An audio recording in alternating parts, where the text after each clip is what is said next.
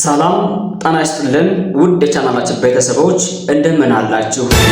ብዙ ሰው አልቋል፣ ብዙ ጓደኞች አልቋል፣ ተጨፍጭፈናል። ይህ የአባይ ወግ ነው። የዛሬው ባለ ታሪካችን የተወለደው ጎጃም ነው፣ በሸለቆ ቀጠና ወይንማ ወርቅማ ቀበሌ። እንደ ማንኛውም ልጅ ቦርቆ ያደገ ቢሆንም የዚህ ባለ ታሪካችን ግን ለየት የሚያደርገው የእናቱን ጡት ጠብቶ አለማደጉ ነው። እናቴ እንደምትልኝ ይህ ብቻ አይደለም፣ ትምህርቱን እስከ 11 ያክል ገፍቷል። ከዚያ በኋላ ግን መቀጠል አልቻለም።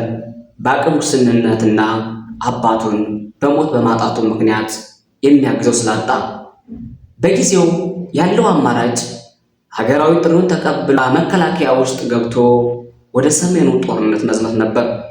ይሁንና በዚያም ተሳትፎ ብዙ ነገሮችን አይቷል፣ ተሰቃይቷል፣ አዝኗል፣ ጓደኞቹን አጥቷል፣ ተርቧል፣ ተጠምቷል፣ ብዙ መንገዶችን በባዶ እግሩ ሄዷል።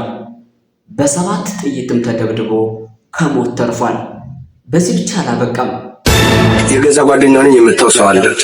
ለእናቱ የሞት መርዶ መጣላት።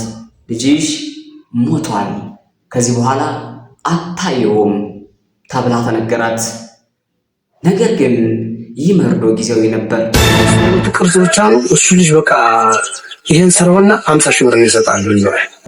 እናቲቱ ምንም እንኳን አርማን ብታወጣም ልጅየው ከጊዜ በኋላ መጣላት። እናትየዋም ደስ አላት። ይህንና መሰል ቆይታዎችን ከባለ ታሪካችን ጋር አብረን ቆይተናል። ተመልካቾቻችን ቪዲዮ እንድትከታተሉት ከወዲሁ እያሳሰብኩኝ ቻናላችንን ሞቅ ሞቅ ልታደርጉት ደግሞ እጋብዛለሁ። ሰላም።